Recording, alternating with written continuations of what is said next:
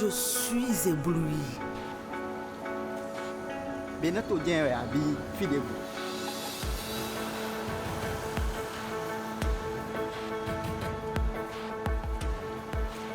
Cette métamorphose-là vient d'où?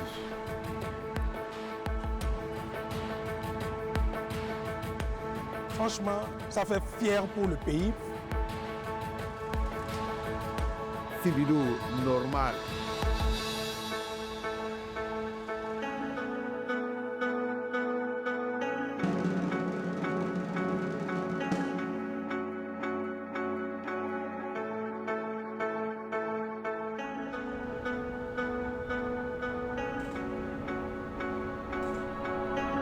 Ce miracle vient d'une vision claire, une vision qui transforme les villes. Le bitume fluidifie les déplacements, la lumière sécurise les rues, l'asphaltage construit un nouveau Bénin. Du nord au sud et de l'est à l'ouest, comme ici à Parakou. Depuis 2016 à ce jour, la ville de Parakou, qui est la troisième ville à statut particulier, a bénéficié beaucoup des actions du gouvernement prévues dans le programme d'action. Nous avons bénéficié de la première phase de l'asphaltage qui a été réalisée, finalisée et que nous utilisons aujourd'hui avec beaucoup de fierté. Et comme si cela ne suffisait, nous avons encore obtenu une deuxième phase qui a démarré et qui est actuellement en cours.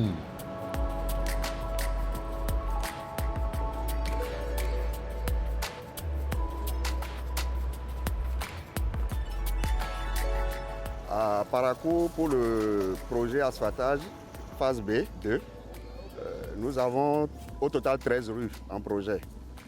Et 5 rues bitumées, qui sont des rues primaires, et 8 rues secondaires qui sont prévues pour être pavées. La ville de Parakou, comme toutes les grandes villes du Bénin, fait sa mue. Avec des chantiers qui avancent, des rues qui prennent forme. Chaque pavé aligné raconte l'engagement d'une ville en construction, mètre après mètre. À la date d'aujourd'hui, nous avons en activité 7 rues sur les 13. Et les 13 rues sont réparties dans les 3 arrondissements de la commune de Parakou. Dans l'un des arrondissements, nous avons 7 rues, dans un autre 3 et dans le dernier 3 rues.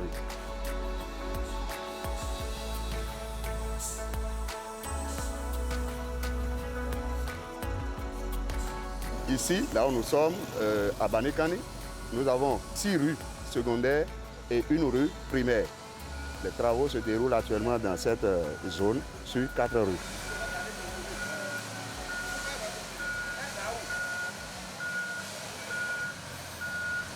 Comme vous pouvez le constater, nous sommes ici sur la rue 1449 où les travaux de construction d'assainissement des caniveaux sont presque achevés.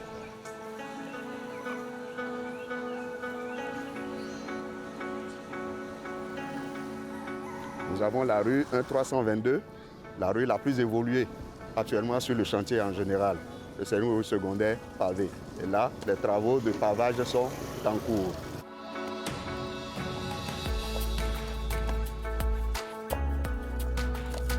Au total, nous avons 14 km 300 au projet. Bon, maintenant, avec les ajustements, les levées réelles sur le chantier, nous tendons vers 15 km. Date de livraison prévue, c'est le 5 août 2026. Asphaltage, c'est un projet d'aménagement urbain qui, dans son démarrage, a concerné 9 villes. La ville de Nati Tengou, de Parakou, nous avons Abomey, nous avons Boycon, nous avons Porto Novo, nous avons Semepodi, nous avons Abomey Calavi et bien entendu, nous avons Cotonou et Lokossa. Asphaltage, c'est un programme, je dirais, ambitieux du gouvernement. C'est un programme de modernisation d'aménagement, d'extension également du réseau de voirie urbaine dans un certain nombre de villes. Et ce programme est venu pour régler un certain nombre de constats. Vous n'êtes pas sans savoir les difficultés de mobilité dans un certain nombre de villes, notamment les villes du Grand Lopoué, les 5 grandes communes du sud ici, Cotonou, Porto-Novo, Abomey-Calavi, Ouidah, Semenkoji, et un certain nombre de communes, chefs-lieux de départements. Et donc, fort de ce constat, fort de cette difficulté de mobilité, d'inconfort de circulation, le gouvernement a souhaité mettre en place ce programme-là. Derrière chaque chantier, il y a une méthode. Derrière chaque avancée, il y a une exigence. Le projet asphaltage ne laisse rien au hasard. Il trace, il éclaire, il assainit, il embellit. Les standards sont très élevés. Le projet est monté avec une grande rigueur. Cette première phase a concerné 205 km. 400 km de caniveaux. Nous avons planté plus de 21 000 arbres le long de ces artères que nous avons aménagées. Nous avons implanté près de 14 000 points lumineux pour éclairer tous ces axes. Donc globalement parlant, le projet asphaltage concerne 950 km en tout.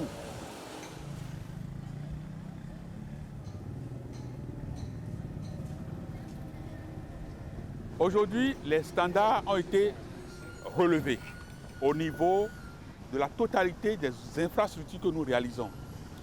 Que ce soit dans la structure même, que ce soit dans l'esthétique même, tout a été relevé. En termes d'épaisseur des couches, en termes de la qualité des matériaux qui sont utilisés, tous ces standards sont revus à la hausse pour une durabilité de nos ouvrages.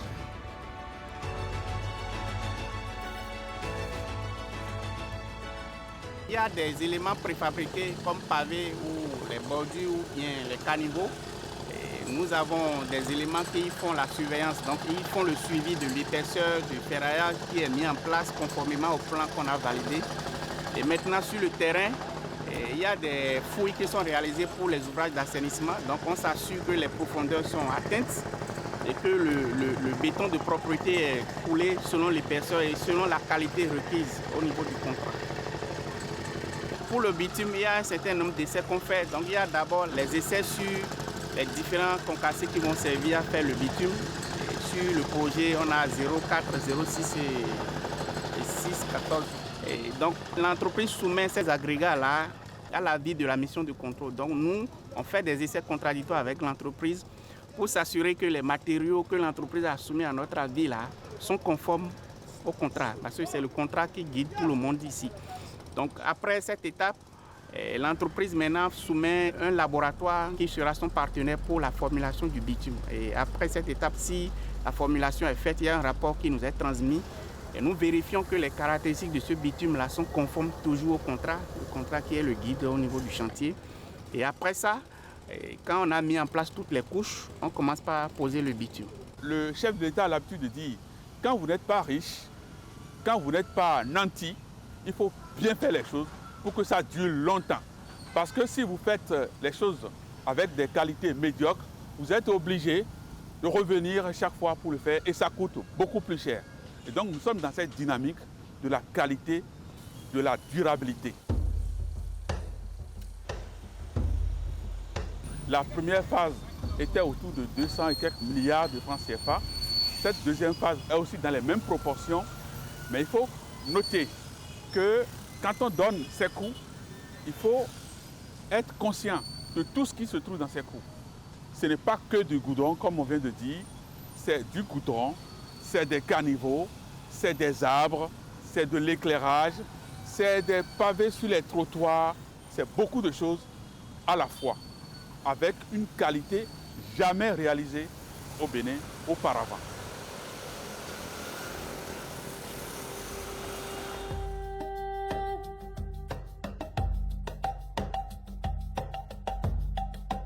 Le projet s'étend. Il gagne en profondeur, en méthode, en portée. Chaque ville devient un chantier de précision. Les équipes s'activent, les plans s'exécutent, les matériaux sont contrôlés. L'aménagement urbain devient une science appliquée et cette science se déploie sur tout le territoire. Aujourd'hui, au niveau de la CIRAT et précisément au niveau du pôle aménagement urbain, nous avons une soixantaine de projets que nous sommes en train de réaliser. Ces projets couvrent l'ensemble du territoire national, sans exception. Si vous allez dans les 12 départements de notre pays, vous allez voir les projets en cours d'exécution. Je vais préciser qu'il s'agit notamment du programme d'assainissement pluvial. Cotonou en a reçu, c'est ce que vous avez vu, les grands collecteurs d'assainissement d'eau pluviale qui sont en cours. Le pendant de ce projet se déroule également à Bomé-Calavi. Vous allez voir que nous sommes en train de construire de très grands collecteurs. Nous sommes en train de faire ces mêmes projets à Ouida. Nous sommes en train de le faire à Kandi, à Djougou, à Plahoué, dans tout le pays. Nous pouvons parler du PAVIC, programme d'adaptation des villes au changement climatique, qui a fait des aménagements de voiries urbaines et des ouvrages d'assainissement dans les villes de Cotonou, Boïkon, Komé et Sémékoji, au niveau de ces 4 communes-là. Et donc, nous avons également de la voirie urbaine dans un certain linéaire qui ont été aménagés. Nous avons le programme d'assainissement pluvial des villes secondaires, PAPVS, et nous attendons également un certain linéaire de voirie à l'échelle de ce programme-là.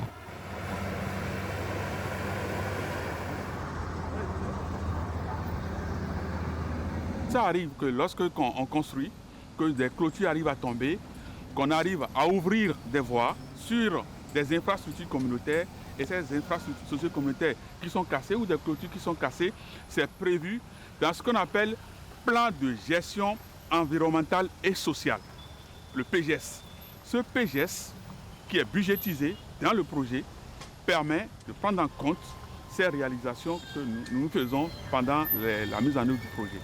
C'est ce que vous avez observé à Square Gbeto, l'école de Gbeto Sud, que nous avons reconstruite dans le cadre de la première phase du projet asphaltage, ou d'autres écoles que nous avons construites, mais ce n'est pas l'élément principal du projet asphaltage. Il y a certains projets qui sont déjà signés, certains contrats qui sont signés.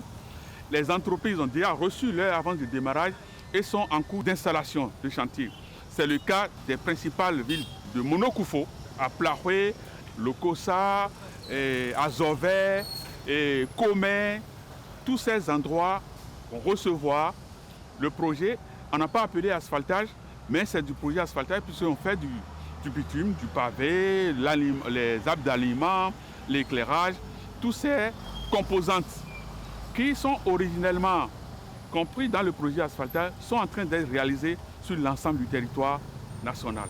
Donc c'est un développement équilibré du territoire national.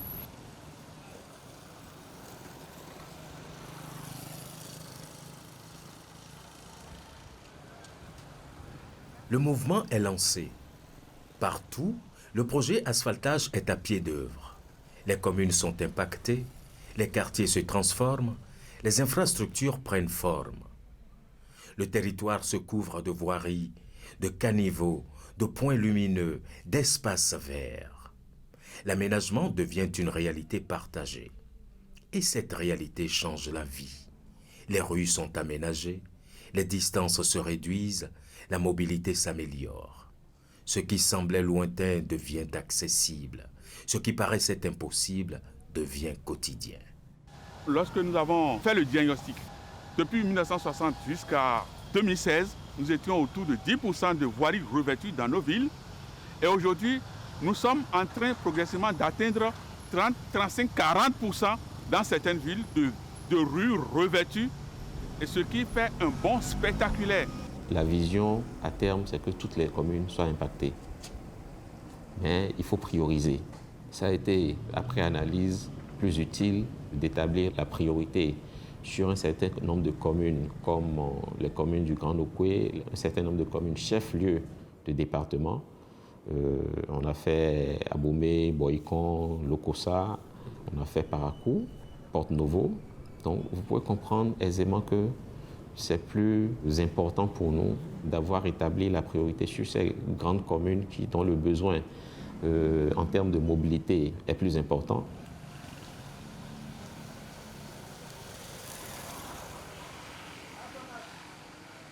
Dans Tengu, je veux juste citer la route de Cantaborifa. Vous voulez monter dessus, c'est la terre rouge avec beaucoup de gravier. Aujourd'hui, c'est une très belle rue, éclairée et tout ça. Et vous arrivez à Parakou, vous en verrez autant. Dans différentes villes, je ne veux pas citer Cotonou, Porto-Novo, Abomey, Lokossa, que tout le monde peut voir. C'est du concret. J'ai parfois échangé avec des taxis-motos qui m'ont révélé que leurs motos se crèvent moins aujourd'hui.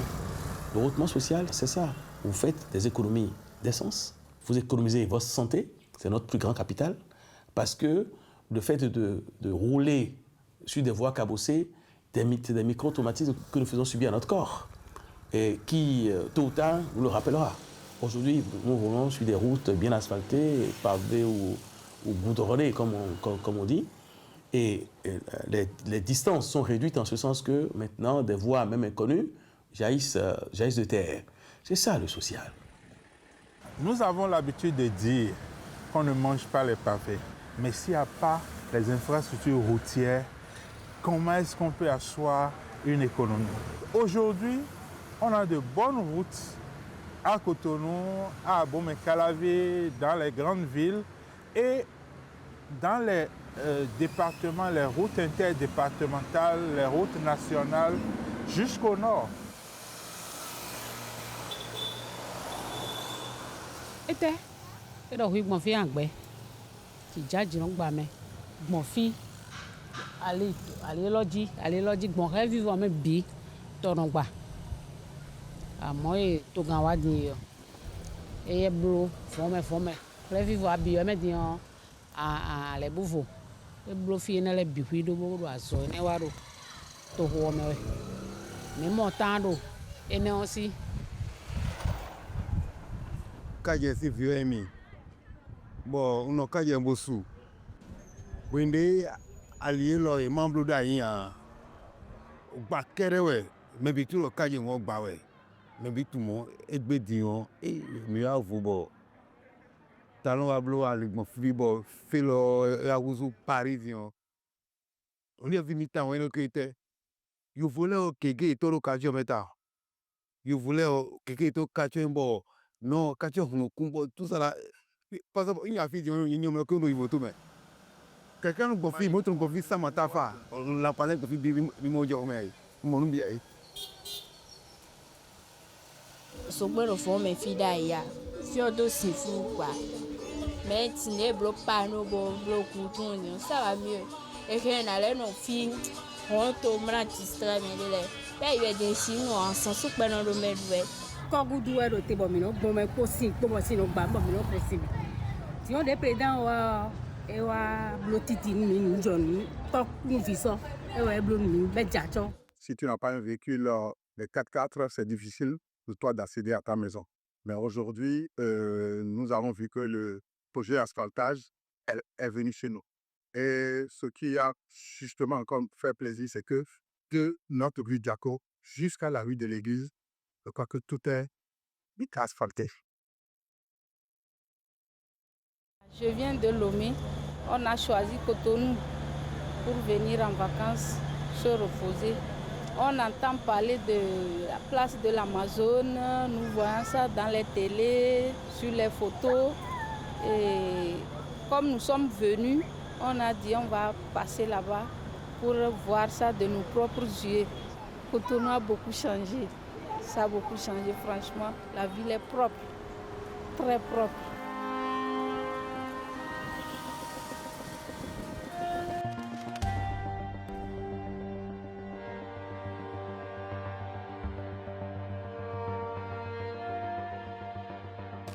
Marodéon, fais le mal mondaïne. Fais le mondaïne. Nan.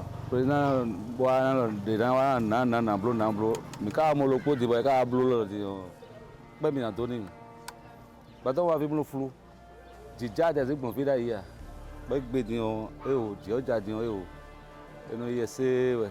Et la place Maro, il y a tellement de changements. Il y a le pavé, il y a les panneaux solaires, il y a, même dans la nuit maintenant, il n'y a plus la nuit ici. Hein. Les bonnes dames viennent vendre à l'air libre. Vraiment, il y a des changements ici.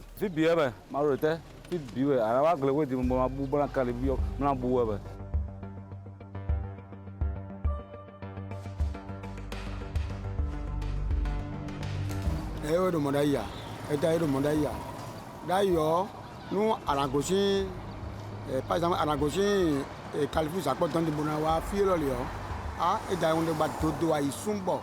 Déjà, on va où tant. On va où. Bon, à la gauche, fille de moi, elle va y avoir à quitter le même le d'ailleurs de bois.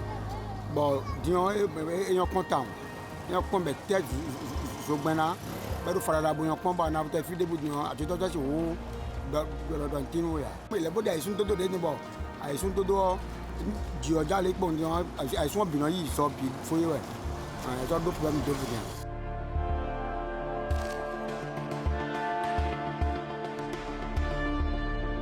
Quand il y a comme chose, il y a ça, en temps de mener d'aller, ne quitter qu'à nous. Oui, soit il va vraiment pas y avoir ça. Il y a mis le way, va soit, va dans Calais, soit.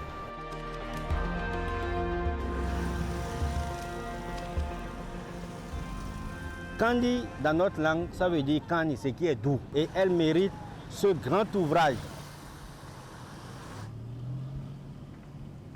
On prie ça depuis quoi? Et c'est maintenant que Dieu a accepté notre prière. Et on a trouvé un président qui nous a tout fait. Vraiment, on est très fiers de notre président. Des travaux qu'on aurait pu mettre 2-3 régimes, 20 ans à faire, on a pu le faire en 9 ans. Je pense qu'il faut saluer cela.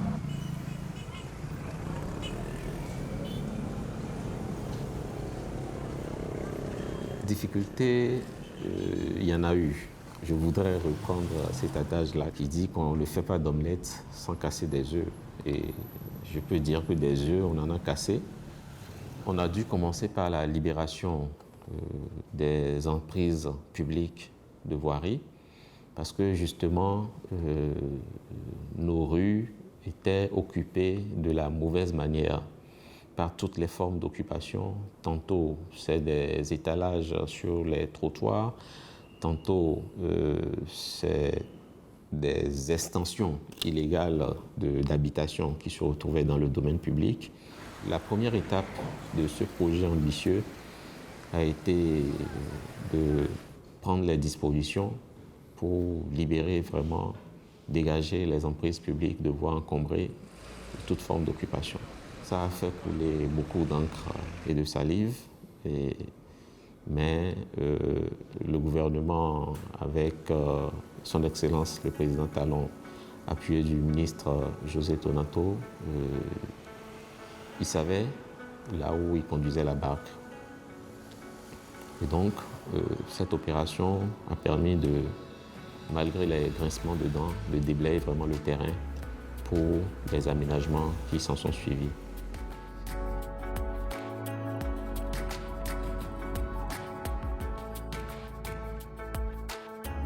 Une chose est de faire tout ce que nous voyons aujourd'hui, mais une chose est d'entretenir les ouvrages. Et les tests de loi aujourd'hui confèrent à la municipalité l'entretien de ces ouvrages, la durabilité. Dans 5 ans, dans 10 ans, on découvre des ouvrages qui n'existent plus. On aura tout fait pour rien. Et ce n'est pas ça l'objectif. C'est d'ailleurs pour ça que pour moi le programme est complet. Autant on construit, on entretient et on pense à la durabilité. Et ça ne peut pas se faire aujourd'hui sans les citoyens. Donc je voudrais lancer un appel pour leur dire ce qui est fait, c'est pour eux. Et on ne saurait entretenir ce qui a été fait sans eux. Et on aura besoin d'eux. Et la sensibilisation ne sera pas que l'affaire de la commune, c'est l'affaire des citoyens aussi. Et on doit se parler. On doit surtout, et ça aussi c'est un travail qu'on a commencé, parler aux enfants, de sensibilisation dans les écoles, parce que les enfants d'aujourd'hui sont les adultes de demain. Et plus tôt on le leur enseigne, et mieux ça vaut.